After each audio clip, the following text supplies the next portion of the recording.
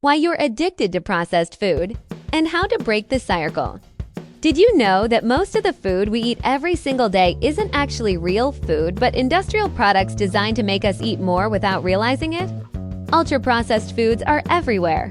Snacks, sauces, drinks, and even things we think are healthy. And these foods might be quietly draining your energy, messing with your hunger, and affecting your long-term health. But the good news: you don't need a strict diet, expensive ingredients, or hours of cooking to reduce them.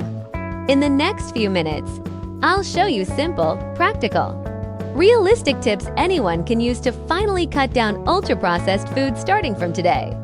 Let's begin. Every day, we make hundreds of tiny choices about what we eat without even thinking about it. Cereal for breakfast, instant noodles for lunch, packaged snacks during a busy workday, or maybe a ready-to-eat dinner because we're too tired to cook. They're convenient, affordable, fast, and everywhere. But what if these everyday foods are quietly reshaping our health in ways we never expected? What if the biggest threat to our diet isn't sugar, fat, or salt alone, but the level of processing behind them? Today, we're diving deep into something that has become unavoidable in the modern world: ultra-processed foods. Not just what they are, but why they're so addictive, how they infiltrated almost every aisle of the supermarket, and most importantly, simple, realistic, practical tips to cut them down, based on real habits that actually work. This isn't about dieting, restriction, or guilt. This is about awareness, small decisions, and strategies you can start using today even if you don't cook much, even if you're always busy, and even if you feel like avoiding junk food feels impossible. By the end of this video, you're going to understand how to look differently at what's on your plate, how to identify hidden processed foods that seem healthy, and how to slowly transition into a pattern of eating that supports your energy, clarity, digestion, sleep, and long-term health. So stay with me because this might be the most impactful food conversation you hear this month. What ultra-processed really means. Before we start learning how to reduce ultra-processed foods, we need to understand what they are and what they are not. A common misconception is that anything processed is bad. That's not true. Processing itself is not the enemy. There are three broad categories of processed food. 1. Minimally processed foods. These are foods that are altered very lightly so they can last longer or be easier to use. Examples include washed vegetables, frozen fruits, roasted nuts, pasteurized milk, or dried herbs. These foods are still close to their natural form and contain the nutrients your body expects. 2. Processed foods. These foods have some added ingredient, salt, sugar, or oil, but still resemble real food.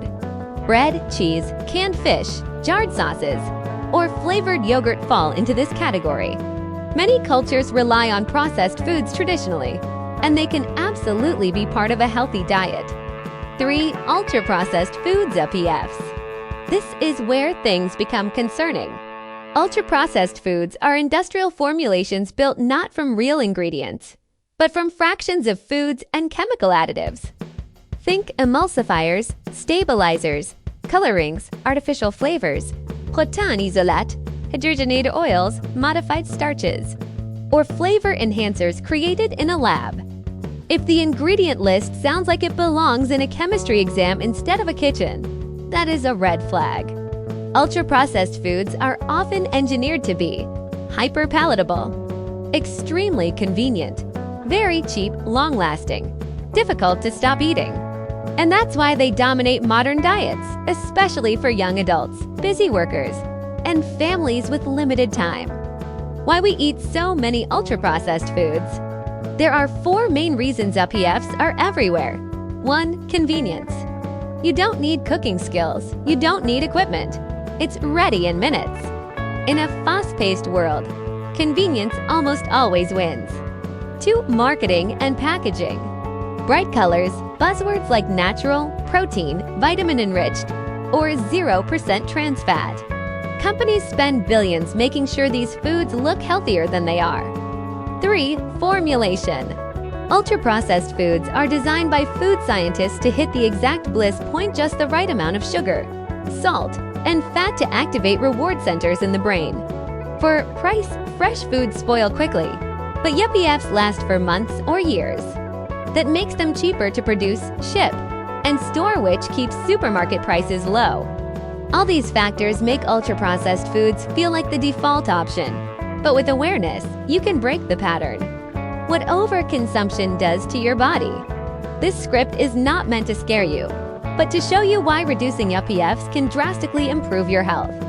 Research links high UPF consumption to increased hunger and overeating, higher risk of obesity, inflammation, digestive issues, blood sugar spikes, hormonal imbalance, poor sleep, anxiety, and energy crashes.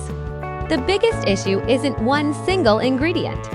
It's the combination of low fiber, low nutrients, high additives, and hyperpalatability, which encourages your body to eat more than it needs while getting less nourishment. That's why cutting these foods doesn't just reduce calories, it improves your metabolism and energy naturally. Simple, realistic tips to cut down ultra-processed foods. Now we get to the heart of this video.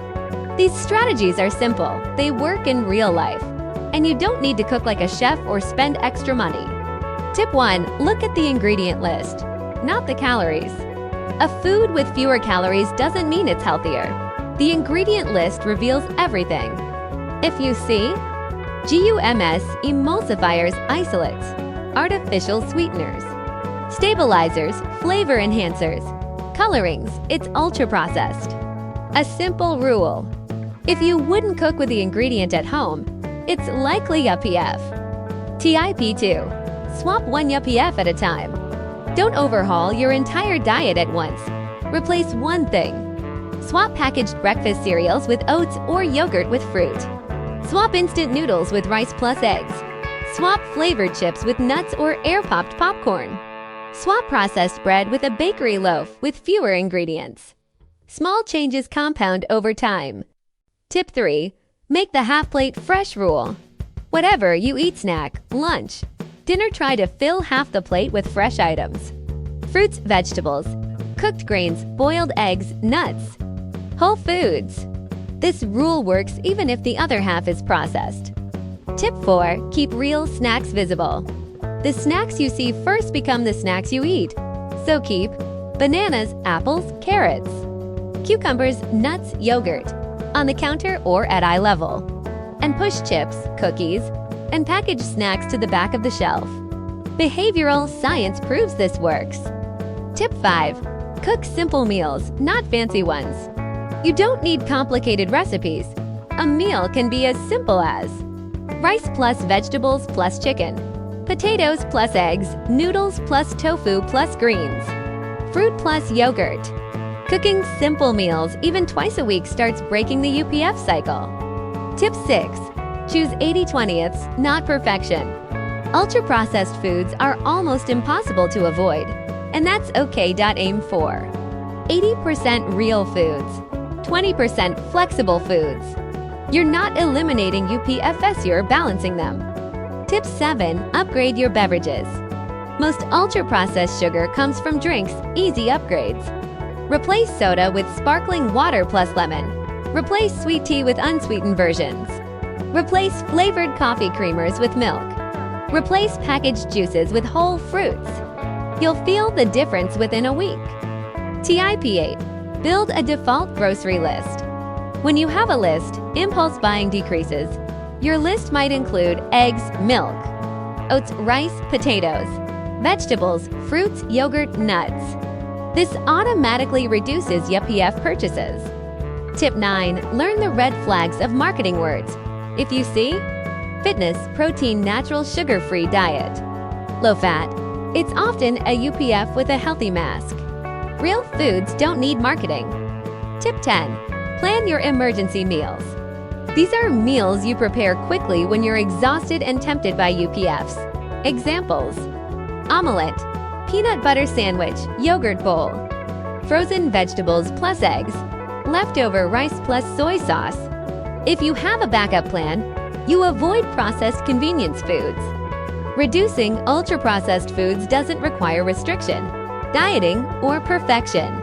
It's about understanding what you're eating, noticing your habits, and making gentle adjustments. You don't need to remove everything overnight. You simply need to become more aware and choose real foods more often. Your energy, skin, digestion, sleep, and mental clarity will all benefit from these small daily decisions. And over time, you'll naturally gravitate toward meals that nourish you, not drain you. If this video helps you see food differently even just a little, then it's already a win. Remember, you deserve a body that feels energized, strong, and supported. And choosing fewer ultra-processed foods is one of the easiest steps you can take toward that goal.